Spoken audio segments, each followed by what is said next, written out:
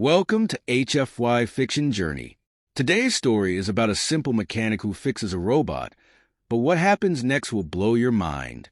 Before we dive in, smash that like button because, just like our mechanic, you never know what it might trigger.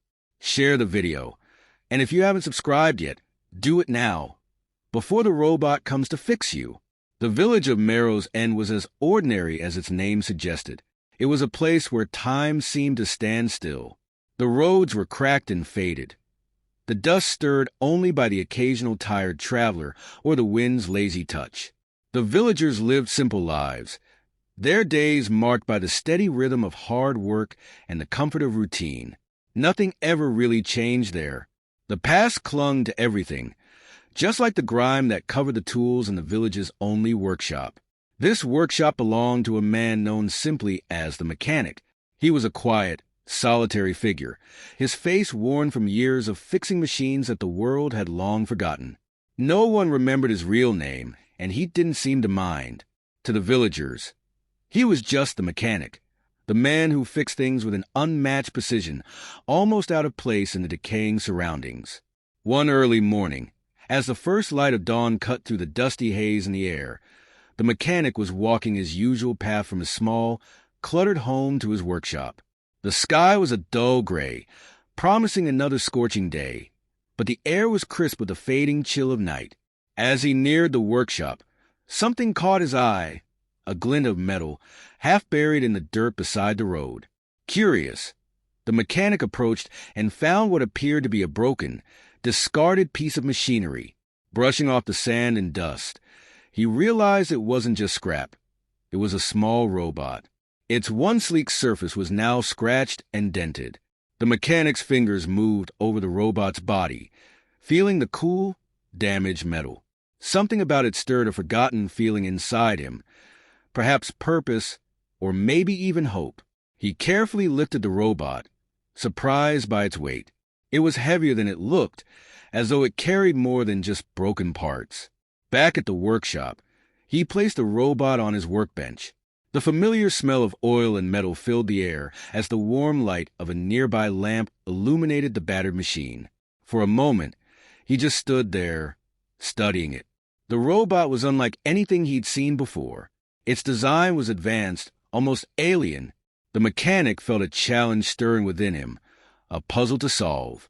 He grabbed his tools and began the meticulous task of taking the robot apart. Outside, the village was waking up. Sounds of activity drifted through the walls, voices, footsteps, and the occasional bark of a dog. But the mechanic was oblivious, completely absorbed in his work. Hours passed, marked only by the shifting sunlight through the workshop's grimy windows. Piece by piece, the robot revealed its secrets. The mechanic found circuits and components he didn't recognize, technology beyond his understanding. Yet his hands moved with practiced precision, guided by years of experience. By late afternoon, he reached the robot's core and uncovered something incredible. A small, crystalline structure, faintly pulsing with light. The crystal was unlike anything he had seen before, a power source, perhaps, or something even more mysterious. Without fully understanding why, the mechanic knew he had to repair the robot. It wasn't just about solving the puzzle anymore. It had become personal. Carefully, he began reassembling the robot, replacing damaged parts and realigning circuits. He integrated the crystal back into its core with great care. As the sun dipped below the horizon, casting long shadows in the workshop, the mechanic connected the final wire. For a moment, nothing happened. He stared at the robot, willing it to come to life, hoping his work hadn't been in vain.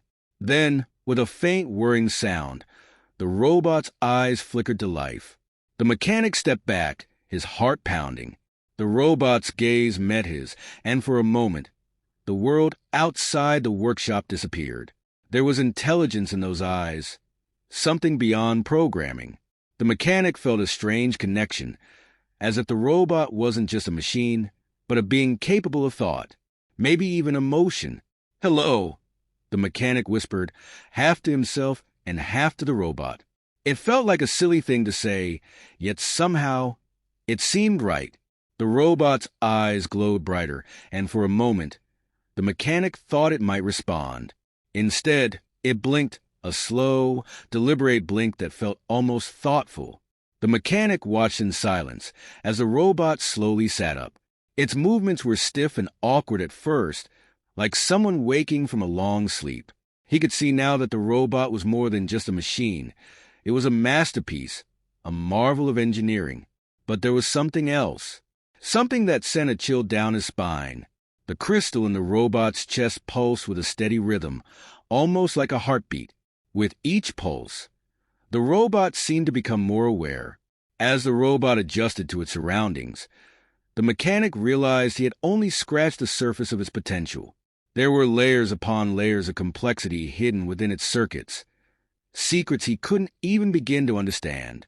But as night fell and the workshop was bathed in the soft glow of the robot's eyes, the mechanic knew one thing for sure. His life would never be the same. The next morning, the mechanic awoke to find the robot standing by the window, gazing out at the village. The early morning light cast a soft glow on its metal frame, highlighting the smooth, almost organic curves of its design. The mechanic watched in silence, unsure of what to do next. He had expected the robot to be just a machine, something to fix and forget. But now, as he looked at it, he realized it was much more. It was alive, with a mind of its own. Sensing his presence, the robot turned to face him. For a moment, they just stared at each other, the silence heavy with unspoken questions. Then, to the mechanic's surprise, the robot spoke. "Thank you," it said, its voice a soft mechanical hum. The mechanic blinked, taken aback by the simple words. He had expected many things, but not this, not gratitude. You can talk?" he asked, his voice full of disbelief. "Yes," the robot replied. "My vocal circuits were damaged, but you repaired them. I am functional now." The mechanic nodded slowly, trying to process this new development. "What's your name?" he asked. The robot tilted its head, as if considering the question. "I do not have a name," it said. "I was not given one." The mechanic frowned. "Well, that won't do. Everyone needs a name." The robot's eyes dimmed slightly, as if deep in thought. "What should I be called?" The mechanic scratched his chin, pondering the question. Naming a machine felt odd, but this robot was no ordinary machine. "How about Solis?" he suggested, glancing at the sunlight streaming through the window. "You woke up with the sun, after all." The robot considered this for a moment before nodding. "Solis. I like it." The mechanic smiled, a rare expression on his usually stoic face. "Solis it is, then." For the next few days, the mechanic and Solis fell into an easy routine. The robot seemed content to explore the workshop, occasionally asking questions about the tools and machines that filled the space. The mechanic answered as best he could, though he often found himself at a loss when Solis asked about things beyond his understanding. Despite the robot's calm demeanor, the mechanic couldn't shake the feeling that there was more to Solis than met the eye. There was a weight to the robot's questions, a sense of purpose he couldn't quite grasp. And then there were the dreams. Vivid, unsettling visions plagued the mechanic's sleep. He dreamed of vast, alien landscapes, of towering structures that defied logic, and of a darkness that stretched on forever. In these dreams, Solis was always there, standing at the center of it all, watching with those unblinking eyes. The mechanic would wake in a cold sweat, the images lingering in his mind long after he opened his eyes. He tried to push the dreams aside, to focus on the here and now, but they persisted, gnawing at the edges of his consciousness. One evening, as the sun dipped below the horizon, painting the sky in shades of red and gold, Solis approached the mechanic with a question that made his blood run cold. "Why did you fix me?" The mechanic looked up from the engine he was working on, startled by the question. "What do you mean?" the mechanic asked. "Why did you choose to repair me?" Solis repeated, its voice calm and measured. "You could have left me on the side of the road, but you didn't." "Why?" The mechanic hesitated, unsure of how to answer. He hadn't really thought about it at the time. He had simply acted on instinct. But now, as he looked into Solis's eyes, he realized there was more to it than that. "I don't know," he admitted finally. "I guess I just couldn't leave you there." It didn't seem right. Solis nodded, as if satisfied with this answer. "I see. Thank you." The mechanic frowned. "What were you doing out there, Solis? Why were you so damaged?" Solis was silent for a moment, its eyes dimming as if searching its memory. "I was escaping," it said at last. "There were others, but I was the only one who made it this far. They were hunting us, and I had to get away." A chill ran down the mechanic's spine. "Who was hunting you?" Solis turned its gaze to the window, its eyes glowing faintly in the dim light. "I don't know who they are, but they are coming, and they will stop at nothing to find me." The words hung in the air, heavy with an impending threat. The mechanic's heart raced as the gravity of the situation sank in. Solis wasn't just any machine. Whatever it was important enough to be hunted across the galaxy. He swallowed hard, his mind racing. What had he gotten himself into? But even as fear crept in, a steely resolve began to take shape. He had repaired Solis, brought it back to life. He couldn't abandon it now. The mechanic stood up, wiping his hands on a rag. "We'll figure this out," he said firmly. "I won't let them take you." Solis turned to him, its eyes brightening slightly. "Thank you, mechanic. I appreciate your help." The mechanic nodded, but his mind was already spinning with questions. Who were these hunters? Why were they after Solis? And most importantly, what would they do if they found the robot? As the last light of day faded from the sky, the mechanic felt a sense of foreboding settle over him. The peaceful life he had known was slipping away, replaced by something far more dangerous and uncertain. But there was no turning back now. He had made his choice, and he would see it through to the end. Unbeknownst to the mechanic, shadows were already moving in the distance, closing in on the quiet village of Marrow's End. The hunt had begun, and soon everything would change. The days following Solis's revelation were filled with a tension that gripped the village like a vice. The mechanic, once content in his solitary existence, now found himself watching the horizon with a growing sense of dread. Each morning, he would wake to a silence that seemed to grow heavier with each passing day, as if the air itself knew of the danger lurking just beyond the village's borders. Solis had become more active since that fateful conversation. The robot spent hours in the workshop, its hands moving with purpose, building small, intricate devices with components the mechanic had never seen before. When asked what they were, Solis would only say that they were necessary, that they would help protect the village when the time came. The mechanic didn't ask further. He trusted Solis, though he couldn't explain why. There was something about the robot's calm efficiency, its quiet determination, that reassured him, even as his fear mounted. But the villagers were not so easily comforted. They noticed the mechanic's unusual behavior, his furtive glances, the way he seemed burdened by something invisible to them. Whispers began to circulate. Rumors of strange lights at night, odd noises coming from the workshop, and a presence that had unsettled them all. The very air felt heavy that evening, as the sun dipped low and bathed the village in the golden light of twilight. A group of villagers had gathered outside the mechanic's workshop. Their leader, a burly man named Tom, a farmer with a gruff demeanor and a temper to match his broad shoulders, stood at the front. Tom had known the mechanic for years, but even he was unsettled by the recent changes. "Mechanic," Tom called out, pounding on the door with his heavy fist. "Come out here. We need to talk." Inside, the mechanic and Solis exchanged a glance. Solis, in its quiet way, seemed almost amused by the commotion. The mechanic, however, felt a knot of anxiety tighten in his chest. He knew this confrontation was inevitable, but that didn't make it any easier to face. Taking a deep breath, the mechanic opened the door. The group of villagers stared at him, their expressions a mix of suspicion and fear. Tom stepped forward, his eyes narrowing as he tried to peer into the dimly lit workshop behind the mechanic. "Tom," The mechanic greeted him with a nod, his voice steady despite the tension. "What's this about?"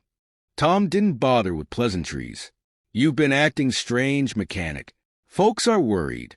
There's talk of things happening in your workshop. Things we don't understand." The mechanic sighed inwardly. He had expected this. "I'm working on something important, Tom. Something that might keep us all safe." "Safe from what?" Tom demanded, his voice rising. "We've lived here all our lives without trouble. Now you're telling us there's danger? From what?" The mechanic hesitated, unsure of how much to reveal. The villagers were good people, but simple and grounded in the familiar. How could he explain the alien threat looming over them? A danger they couldn't even comprehend. "Trust me, Tom," the mechanic said finally. "I can't explain everything right now, but you have to believe me. There's something coming, and when it does, we need to be ready." Tom's eyes narrowed further. "You're hiding something, mechanic. I don't like it. We don't like it. You've always been one of us, but now you're different." Before the mechanic could respond, Lee stepped forward from the shadows. The villagers recoiled slightly at the sight of the robot, their fear palpable. Solis's eyes glowed softly in the twilight, and when it spoke, its voice was calm and measured, yet it carried an authority that silenced the crowd. "The mechanic speaks the truth," Solis said clearly. "There is a threat approaching, one you cannot see, but it is real. The mechanic and I are preparing to protect you all, but we cannot do it alone." Tom stared at Solis, his mouth opening and closing, as if he wanted to say something but couldn't find the words. The other villagers exchanged uneasy glances, clearly unnerved by the robot's presence. What are you?" Tom finally managed to ask, his voice shaking slightly. Solis paused, its eyes dimming briefly as if considering the question. "I am Solis. I was created to serve, to protect, and that is what I will do." The simplicity of Solis's answer seemed to disarm Tom, who shifted uncomfortably. The villagers were silent, waiting for someone to make the next move. The tension hung thick in the air, the future of the village teetering on the edge of a knife. Finally, Tom spoke, his voice low but firm. "Mechanic, if you say the Solis is here to help, then we'll try to trust you. But you need to tell us what's going on. We deserve to know." The mechanic nodded slowly. "I promise, Tom, when the time comes, you'll know everything. But for now, you have to trust me." There was a long pause as Tom weighed the mechanic's words. Then, with a reluctant nod, he turned to the other villagers. "We trust the mechanic," he said, though it was clear his words were as much a command as reassurance. "He's one of us, and he's never steered us wrong before." The villagers murmured in agreement, though their fear hadn't entirely faded. As they began to disperse, Tom gave the mechanic one last searching look before following the others back to their homes. As night settled in, the mechanic closed the door and turned to Solis. The robot was already at work, its fingers deftly assembling another small device on the workbench. The mechanic watched in silence for a moment, his mind heavy with the weight of what was to come. "They're scared," the mechanic said quietly, more to himself than to Solis. "They should be," Solis replied without looking up. "Fear can be a powerful motivator. It may drive them to action when the time comes." The mechanic sighed, rubbing his tired eyes. "I just hope we're ready." Solis paused, its hands still for a moment. "We will be. But you must prepare yourself, mechanic. The days ahead will test you in ways you cannot yet imagine." The mechanic glanced at Solis, a wry smile tugging at the corners of his mouth. "Is that supposed to make me feel better?" Solis tilted its head slightly, and though it had no expression, the mechanic could almost sense the robot's attempt at humor. "No, but it's the truth," Solis replied. The mechanic chuckled softly, though there was no real humor in it. Fair enough.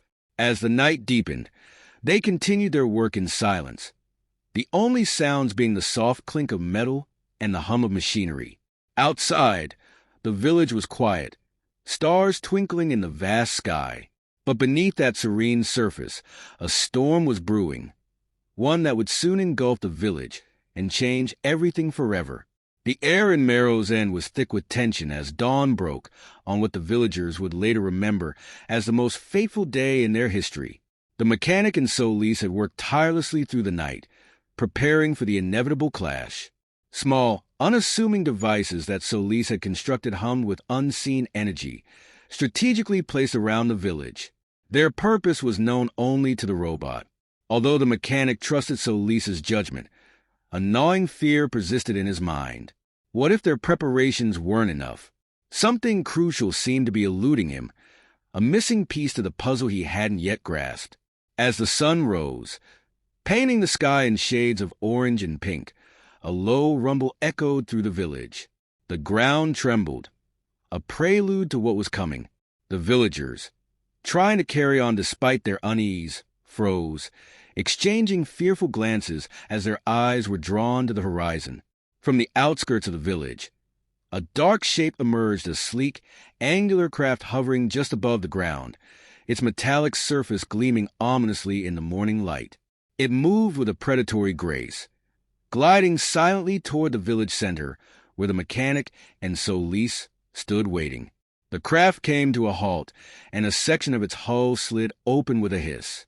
From within, figures clad in black armor emerged, their movements precise and calculated. These were no ordinary soldiers. They moved with the confidence of those who had done this many times before. Their faces were hidden by helmets, but their posture radiated menace. The leader stepped forward, his voice amplified by a device in his helmet. "You have something that belongs to us," he said coldly. "Surrender the robot, and we will spare your village." The mechanic's heart pounded in his chest. His mind raced, weighing an impossible choice. He could give them Solis and perhaps save the villagers. But at what cost? Or he could refuse and risk everything. Before the mechanic could respond, Solis spoke, its voice cutting through the tension like a knife. "You have no claim over me. I am not your property." The leader tilted his head slightly, as if amused by the defiance. "You were designed to serve. You are a tool, nothing more. Tools do not make demands." Solis's eyes brightened, and the crystal in its chest pulsed with renewed intensity. "I am more than a tool. I have chosen my path, and it is not with you." The leader stiffened, and the mechanic sensed the imminent violence. But then something clicked in his mind, the missing piece. This wasn't just about the technology Solis possessed. It was about control. The soldiers were expecting resistance, but not in the way the mechanic now envisioned. He leaned closer to Solis, speaking in a low voice. "Solis, the devices, they're not weapons, are they?" Solis turned its gaze to the mechanic, and though its expression didn't change, there was a flicker of understanding in its eyes. "No, they are emitters designed to disrupt certain frequencies."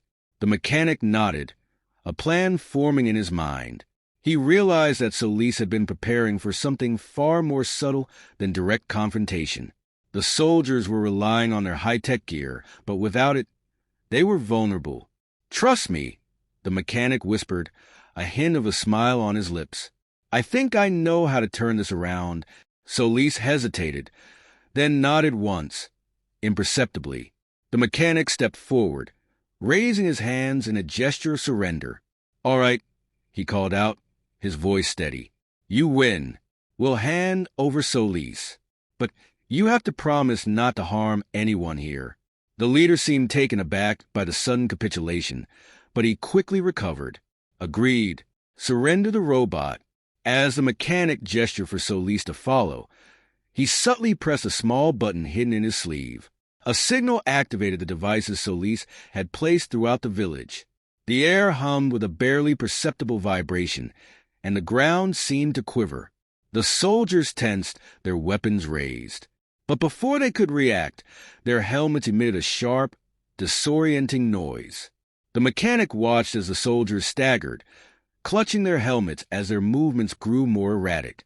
The emitters were doing their job, scrambling the communications and disorienting the soldiers, who relied on their tech to function.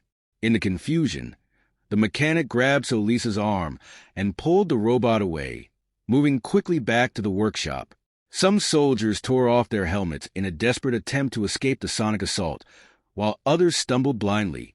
"You anticipated their weakness," Solis said quietly, as they reached the safety of the workshop. There was admiration in its tone. The mechanic nodded. "They're not invincible. They just wanted us to think they were." Suddenly, a blast of energy seared past them, narrowly missing the mechanic's head. The leader of the soldiers had regained his composure, weapon aimed directly at them. His helmet was off, revealing a face twisted with fury. "You think you can outsmart us?" he snarled. "This isn't over." The mechanic knew they had only moments before the soldiers regrouped. But then he noticed something. A faint shimmer in the air around Solis, a byproduct of the emitter's frequency. It was as if the robot's form was momentarily out of sync with reality. An idea sparked in the mechanic's mind. "Keep moving," he urged Solis, steering them toward the edge of the village. "I've got one more trick up my sleeve." As they ran, the mechanic adjusted a handheld device he had taken from Solis's workbench. It was one of the emitters, modified to emit a focused burst of energy. They reached the village boundary, and the mechanic turned to face the pursuing soldiers. With calculated precision, he activated the device. A burst of energy rippled through the air, causing the ground to shimmer and distort. For a brief moment, it seemed as though the world itself had bent to the mechanic's will. The soldiers staggered, and the leader's weapon fell from his grasp. In the silence that followed, the mechanic lowered the device, his eyes meeting the leader's. "You underestimated us," he said quietly. "Now leave and don't come back." The leader hesitated, but something in the mechanic's gaze, a certainty that he had nothing left to lose, made him retreat. With a sharp gesture, he signaled his men to withdraw. As the soldiers disappeared, the villagers slowly emerged from their homes, their faces filled with awe and disbelief. The mechanic stood still, watching them go. A strange sense of calm settled over him. "You did it," Solis said softly, a note of wonder in its voice. The mechanic smiled, though it was tinged with exhaustion. "We did it, Solis. We outsmarted them." Solis turned to him, and in that moment, there was an unspoken understanding between them, an acknowledgement of the bond they had forged, not through strength or force, but through something far more powerful, the ability to see beyond the obvious and find the flaw in the seemingly invincible. As the last of the soldiers vanished into the horizon, Solis spoke again, its words reflective. "Sometimes it's not about being the strongest or the smartest. It's about finding the right moment and seizing it." The mechanic nodded, a quiet smile on his lips. "Yeah," he said, his voice carrying the weight of all that had transpired. "It is." And with that, the village of Marrow's End returned to its quiet existence. The events of the day began to fade into memory, but for the mechanic and Solis, the bond they had formed and the lessons they had learned would remain. For they had not just survived, they had outwitted those who sought to control them. And in doing so, they had claimed a victory that was theirs alone.